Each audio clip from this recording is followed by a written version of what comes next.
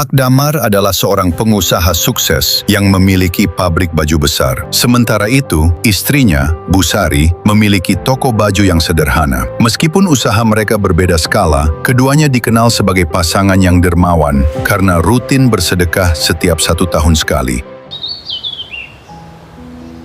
Wah, emang Pak Damar ini nggak ada duanya di kampung kita ya. Tiap tahun nggak pernah absen bagi-bagi. Iya dong, Bu RT. Kalau semua orang kaya kayak Pak Damar, kita nggak perlu pusing mikirin dapur. Makasih ya Pak, Bu. Sama-sama Mpok, Bu RT. Ini sedikit rezeki buat bantu-bantu di rumah. Semoga bermanfaat ya. Iya, mohon diterima ya. Jangan dilihat nilainya. Yang penting ikhlasnya. Waduh, Pak Damar. Tumben ini isinya sama kayak tahun lalu. Harusnya kan naik, kan bisnis Bapak makin lancar. Waduh, Pak Jono. Doakan saja tahun depan bisa lebih ya. Kondisi lagi stabil saja sudah syukur. Halah, Pak Jono ini sudah dikasih kok nawar. Tapi bener juga sih Pak Damar, kalau bisa tahun depan sembakonya ditambah minyak goreng 2 liter ya, biar makin berkah. Iya Pak, sekarang apa-apa mahal. Uang segini mah cuma habis buat jajan anak sehari. Insya Allah ya Bapak Ibu, kami usahakan yang terbaik sesuai kemampuan kami. Ya sudah, kita pamit dulu. Jangan lupa Pak Damar, kita tunggu kejutan lebih besar tahun depan.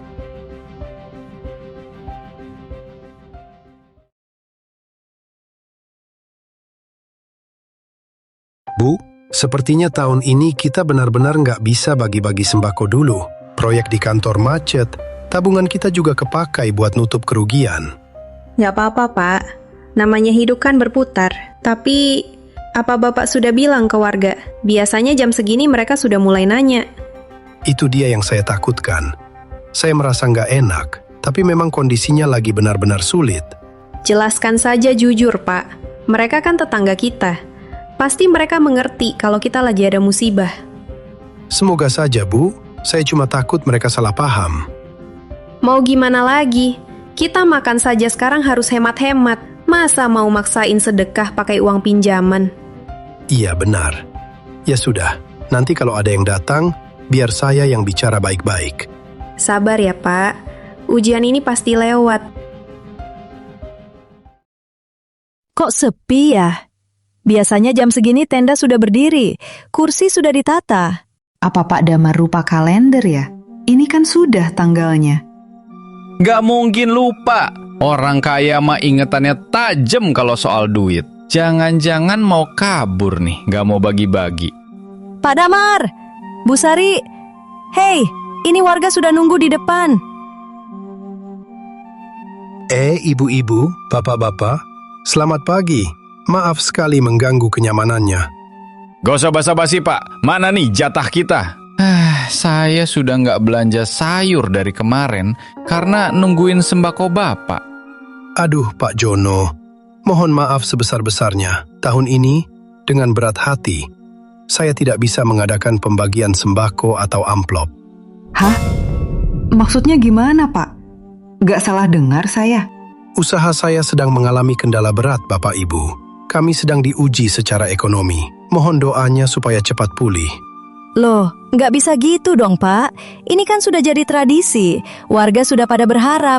Masa tiba-tiba batal? Saya benar-benar minta maaf, Bu RT. Saya juga sedih tidak bisa berbagi tahun ini. Alasan klasik. Paling juga mau beli mobil baru, makanya sedekah dipotong. Sok miskin banget sih jadi orang.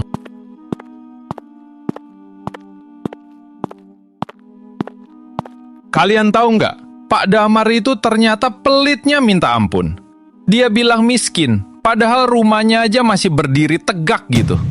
Iya, masa tega lihat tetangganya susah. Cuma gara-gara bisnis seret sedikit, langsung nutup pintu. Padahal kan sedekah itu biar usahanya lancar.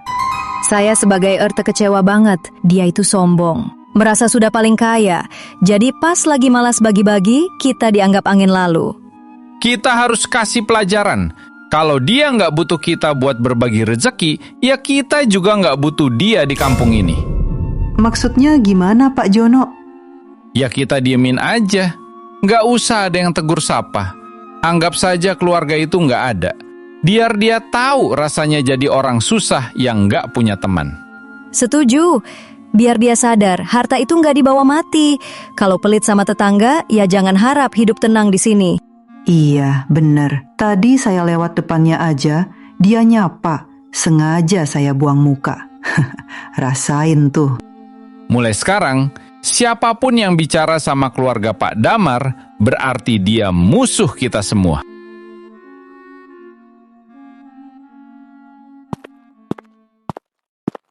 Mpok Lela, beli berasnya 2 kilo ya, sama telur setengah kilo. Beras habis, telur nggak ada. Itu sudah pesanan orang, cari aja di warung luar kampung sana. Di sini nggak ada stok buat orang pelit. Loh, itu di karung masih penuh, Mpok. Telurnya juga itu ada di peti. Itu sudah pesanan orang, cari aja di warung luar kampung sana. Di sini nggak ada stok buat orang pelit. Astagfirullah, Mpok. Kok bicaranya gitu? Saya salah apa? Aduh, Mpok, ada bau-bau orang sombong ya di sini. Pantesan udaranya jadi pengap. Bu RT, tolong jangan begini. Kami benar-benar lagi susah. Kenapa kami dikucilkan seperti ini? Susah? Orang susah itu kami. Kami yang tiap hari nunggu bantuan. Kamu mah cuma acting biar nggak diminta sedekah kan? Woi, Mpok Lela, jangan dilayani itu. Biar dia makan tuh hartanya yang katanya lagi seret. Tega kalian. Bertahun-tahun kami bantu. Cuma karena 1 kali kami absen, kalian begini. Hawah, gak usah drama. Sana pulang. Kita nggak sudi lihat muka orang yang cuma manis kalau lagi banyak duit doang.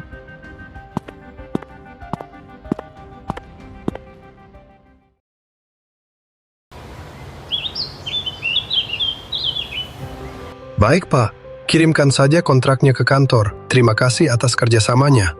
Selamat siang. Alhamdulillah ya Pak. Proyek besar yang di kota akhirnya cair juga. Iya, Bu. Berkat kesabaran kita selama 5 tahun dikucilkan. Ternyata benar.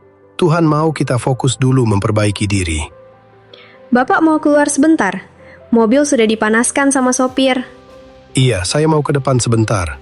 Mau melihat suasana kampung. Sudah lama saya tidak benar-benar jalan kaki di sini. Hati-hati Pak, tetangga masih sering sinis kalau lihat kita lewat. Biarkan saja, Bu. Saya sudah tidak ambil pusing. Luka yang dulu mereka beri sudah sembuh. Tapi saya tidak akan melupakannya. Iya Pak, yang penting kita tetap rendah hati. Meskipun mereka mungkin sedang tidak baik-baik saja. Betul. Tapi kali ini, saya harus tegas. Saya tidak mau kebaikan kita disalahgunakan lagi. Saya dukung Bapak. Ayo, mari kita berangkat.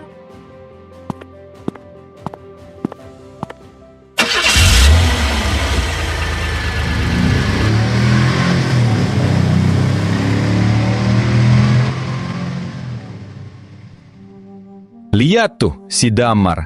Gayanya selangit sekarang. Mobilnya makin mewah aja. Iya, sombong banget. Lewat depan kita aja kayak nggak lihat orang. Halah, paling juga hasil yang nggak bener. Masa cepet banget kayaknya lagi? Tapi denger-dengar dia mau ngadain syukuran besar-besaran minggu depan. Katanya mau undang Ustadz Kondang. Wah, pasti banyak makanan enak tuh. Biasanya kan dia bagi-bagi amplop gede kalau syukuran. Kita harus dapat jatah. Biar gimana pun, kita kan tetangga terdekatnya. Tapi kan kita sudah 5 tahun gak tegur sapa sama dia, Burte. Gimana cara mintanya? Gampang, kita pura-pura ramah aja lagi. Namanya orang kaya, pasti butuh pengakuan tetangga. Pasti dia luluh kalau kita puji-puji. Bener juga. Perut saya sudah lapar nih. Warung lagi sepi pembeli gara-gara modal habis. Oke, nanti pas dia pulang, kita cegat rame-rame. Tunjukkan muka memelas kita.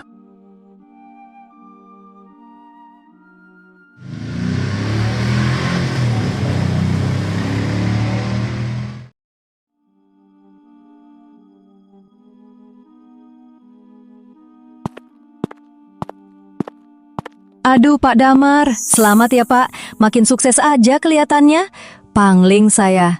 Oh, Bu Arte, ada perlu apa? Ini Pak, kami cuma mau mampir. Mau tanya-tanya soal syukuran minggu depan. Barangkali butuh tenaga buat bantu-bantu masak. Iya Pak, saya siap jadi keamanan atau bagian parkir. Kami kangen banget sama suasana rame di rumah Bapak. Terima kasih tawarannya. Tapi saya sudah pakai jasa catering dan tim profesional. Waduh, masa sama tetangga sendiri gitu Pak? Kita kan pengen ngerasain rezeki Bapak juga. Udah lama nih kita nggak dapat amplop kuningnya. Amplop kuning? Bukannya dulu Bapak Ibu bilang sedekah saya itu nggak ada artinya. Bilang saya pelit dan sombong. Aduh Pak, itu kan cuma hilaf. Namanya juga emosi sesaat. Emosi sesaat sampai 5 tahun mendiamkan istri saya saat beli beras. Sampai memprovokasi warga satu kampung buat benci kami. Sudahlah Pak, yang lalu biarlah berlalu. Sekarang kan Bapak sudah kaya lagi. Bantu-bantulah kami yang lagi susah ini. Saya memaafkan kalian, tapi saya tidak akan memberikan apapun lagi untuk kalian. Loh, kok gitu Pak? Bapak kan orang kaya. Masa nggak mau bantu tetangga yang kesulitan? Tolong dengar baik-baik, selama 5 tahun saya jatuh. Apa ada satu pun dari kalian yang datang membawakan 1 liter beras? Tapi kan kami memang nggak punya Pak. Bukan soal punya atau tidak, tapi soal kemanusiaan. Kalian malah menghina kami, mematikan usaha kecil istri saya, dan mempermalukan keluarga kami. Halah, bilang aja emang Bapak mau balas dendam kan? Sok suci banget.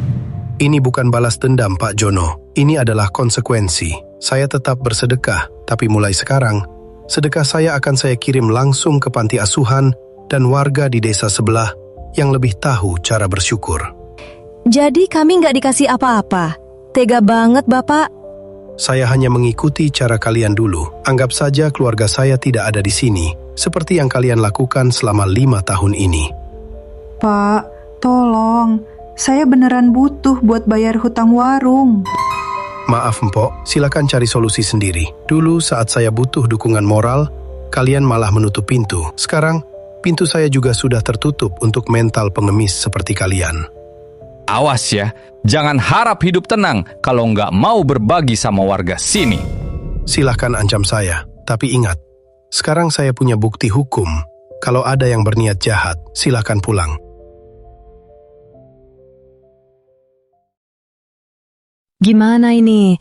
Saya pikir dia bakal luluh. Tagihan listrik saya sudah numpuk 3 bulan. Gara-gara kalian sih dulu ngajakin musuhin dia. Sekarang kita sendiri yang kena batunya. Loh, kok nyalain saya? Kan Pak Jono yang pertama bilang dia pelit. Sudahlah, sekarang mau makan apa kita? Dia beneran nggak mau ngasih serupiah pun. Ternyata bener ya. Kebaikan itu jangan dijadiin senjata buat nagih. Kalau orangnya sudah sakit hati, doanya malah jadi bumerang buat kita. Dulu kita punya tetangga baik, tapi kita usir perlahan. Sekarang kita punya orang kaya di depan mata, tapi rasanya jauh lebih jauh daripada orang asing. Udah, ayo pulang. Malu dilihat sopirnya si Damar. Kita benar-benar sudah kehilangan semuanya. Kita sudah kalah, benar-benar kalah.